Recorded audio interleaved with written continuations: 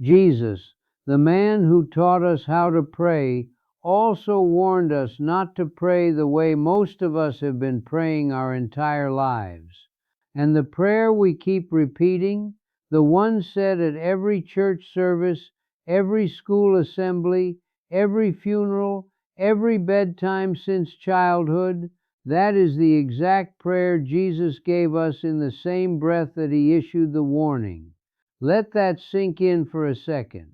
The most repeated prayer in all of human history, said by billions of people, said by children who can barely tie their shoes, said by adults on autopilot while mentally reviewing their grocery list.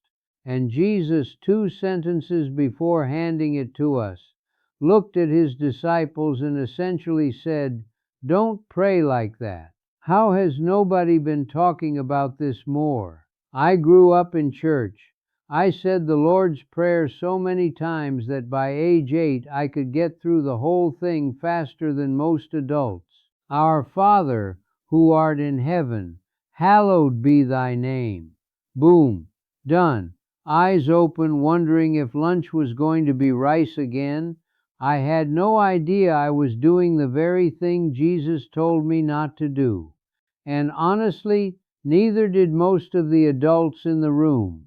So today, let's slow down. Because what Jesus actually said in Matthew chapter 6, the sentence sitting right before that famous prayer, changes everything about how we understand prayer itself. Let's go back to the original scene. Jesus is on a hillside. No megaphone, no stage, no PowerPoint slides with motivational backgrounds.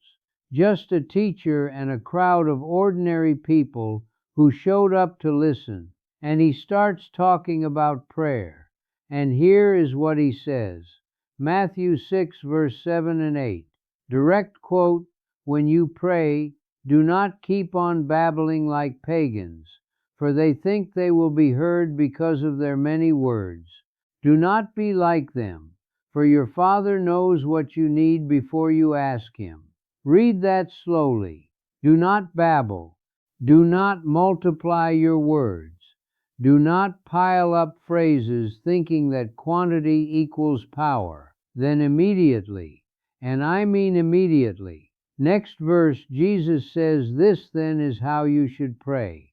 Our Father in heaven, hallowed be your name." And off he goes into the most famous prayer ever spoken. Now, if you are sitting there thinking, wait, did he just warn against repetitive prayer and then give us a prayer that billions of people repeat every single week? Yes, that is exactly what happened.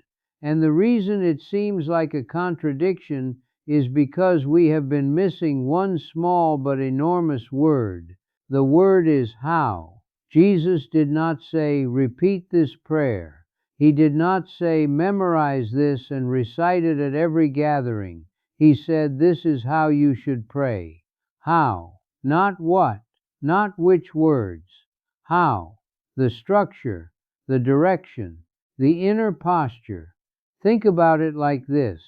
Imagine a master chef calls you into his kitchen and says, "Let me show you how to cook."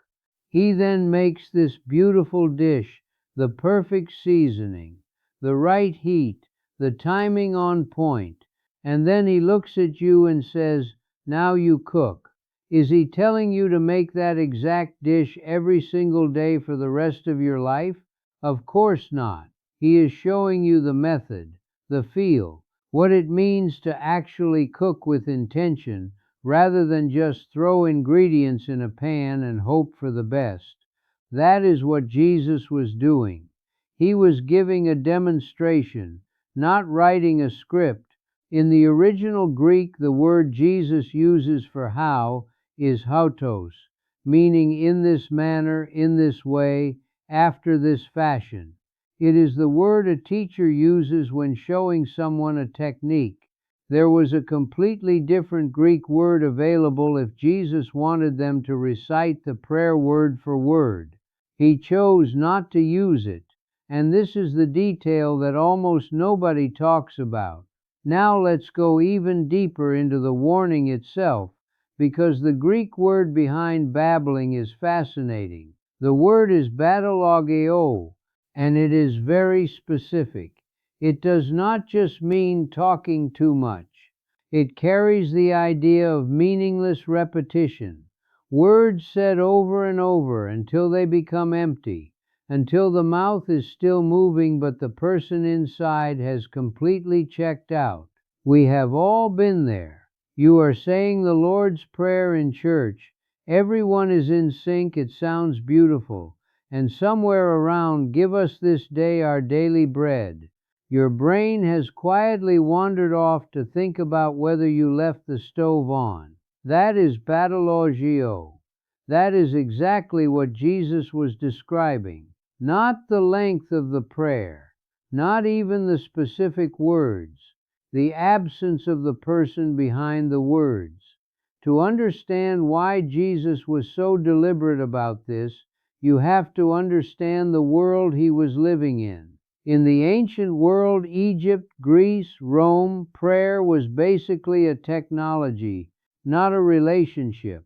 A technology, you said the right words, in the right order, facing the right direction, at the right time, to the right altar, and the gods had to respond. Miss a syllable, mispronounce something, say it on the wrong day, and the whole thing was void. The gods were not personal, they were powerful, and the only way to manage powerful things that do not care about you is to be very, very precise and very, very persistent. So people would repeat prayers 100 times, 1,000 times, sacred syllables stacked up like currency being deposited. The more you repeat, the more credit you accumulate. The gods eventually respond not because they love you, but because you wore them down. Jesus was not making minor adjustments to this system, he was blowing it up entirely, because the God he was describing is not a reluctant deity who needs to be managed. He is a father, and not a distant, formal throne room kind of father. The word Jesus used in Aramaic, his actual spoken language, was Abba. That is not a formal word, that is the word a small child uses. It is warm, it is close, it is the word you use when you are completely safe. And here is the line that changes everything. Your Father knows what you need before you ask Him. God already knows, which means prayer is not about informing God. It is not about convincing God. It is not about wearing God down with the correct number of repetitions until He finally gives in. Prayer, in Jesus' understanding, is something much more personal than that. It is less like filing a request form and more like coming home. So what did Jesus actually give us when he taught the Lord's Prayer? Not a script, a map. Each line of that prayer represents an inner movement, a direction you turn your heart before you turn it to the next one. Our Father in heaven. Before you ask for anything, you locate yourself in relationship. You remember who you are speaking to.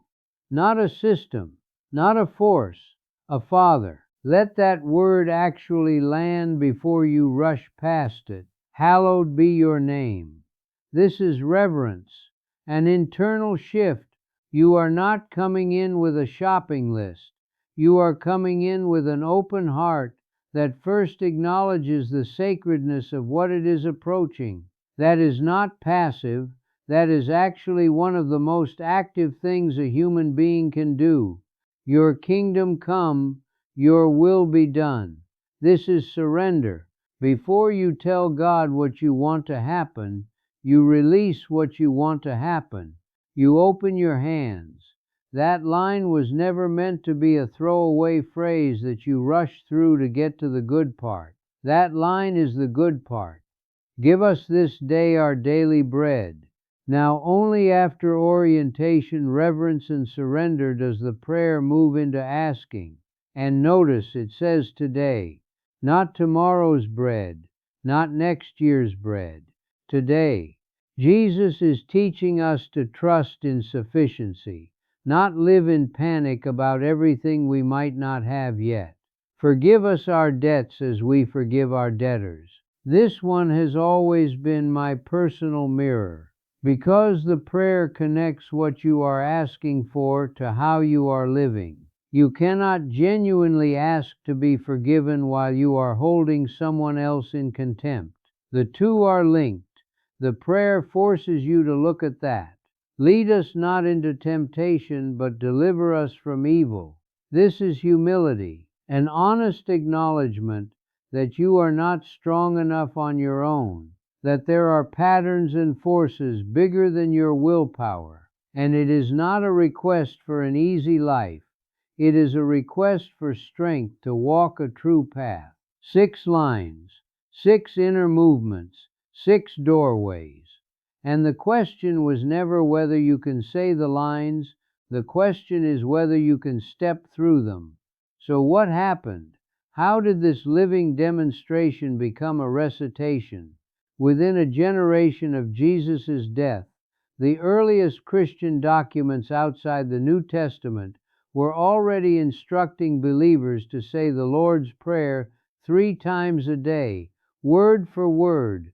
By the time Christianity became the official religion of the Roman Empire in the 4th century, it had been fully ritualized, recited in unison, in specific services, with specific postures. And look, rituals are not evil. Structure preserves things across time. There is something genuinely beautiful about an entire community finding the same words at the same moment. I am not saying the tradition was wrong, but something slipped in that process.